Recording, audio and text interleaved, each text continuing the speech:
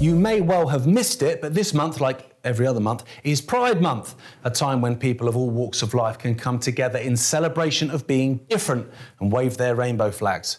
Or else. As I say, you may have missed it. It doesn't get much coverage these days.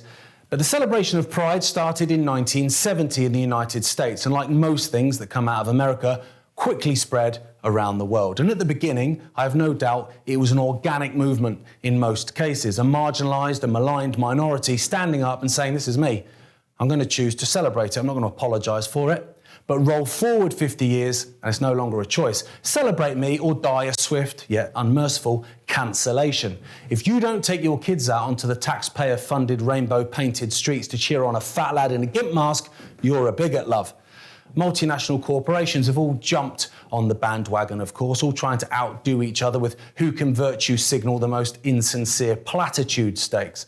Corporations don't care about LGBT people any more than they care about non-LGBT people. They care about the bottom line, shareholders' pockets, and the secretary's new diamond-encrusted, don't tell my wife about what happened at the Christmas party, necklace. They care about the Benjamins.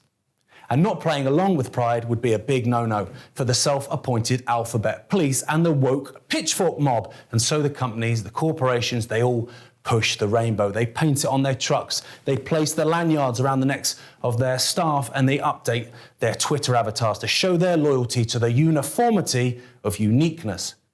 Now, if someone isn't choosing to celebrate something, but instead feels intimidated into submission, is that really the inclusive, non-oppressive society that we're meant to be striving for?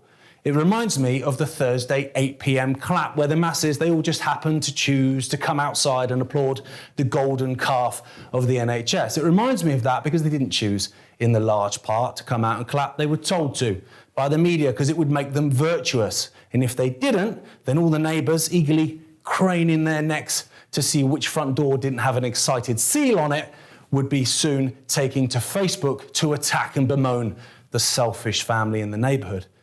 I'm all for you do you, hun.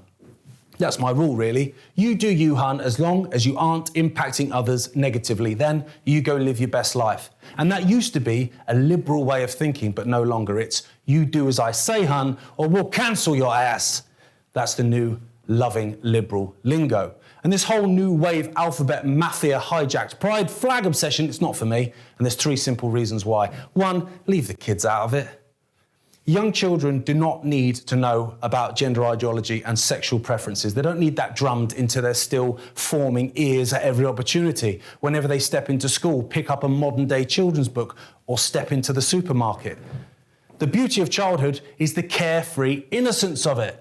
They'll have plenty of time to figure out themselves and their place in this growingly turbulent and confusing world later. But for now, allow them the brief joy of weightlessness.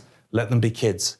2, it's just another way to get everyone to identify with a label, to minimalise their character and their very existence into one single letter in an ever-expanding acronym that reads like an eye test or a Welsh railway station, to identify as that rather than one's unique soul, a soul capable of anything and everything. It's reduced to a T or a B or a Z.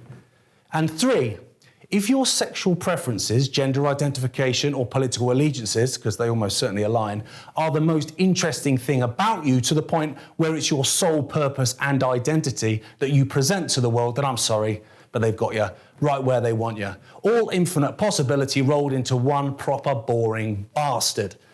I'm a left-handed pansexual atheist with a Labour Party membership. Cool. I'm Gareth.